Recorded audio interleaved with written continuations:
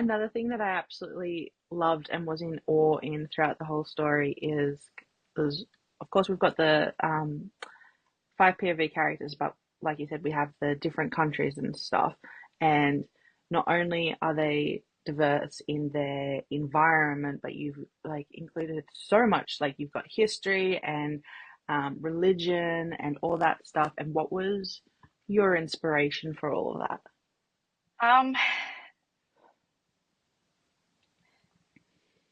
the idea that in a fantasy world, everybody has the same religion or the same belief systems just never sat right with me.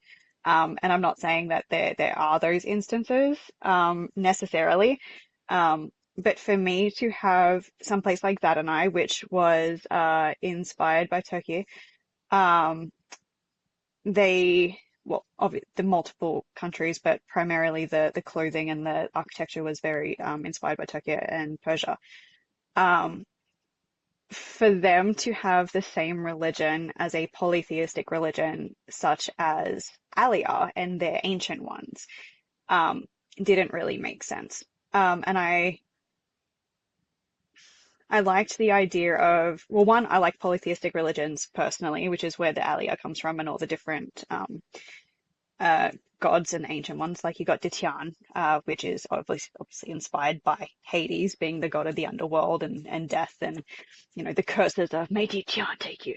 Um, but the tide, I'm not even sure where the tide came from, but I'd probably be more of a follower of the tide than I would of the ancient ones, to be honest. Like it's just so beautiful of like because the tide, when you go out into the sea, it carries you, it takes you where it wants you to go rather than where you necessarily want to go.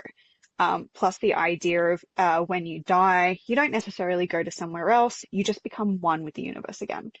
Um, yeah, I have no idea where the inspiration for that came from.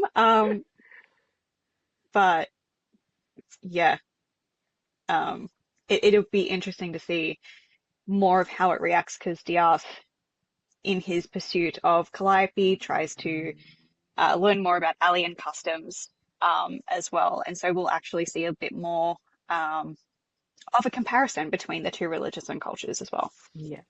in book two specifically.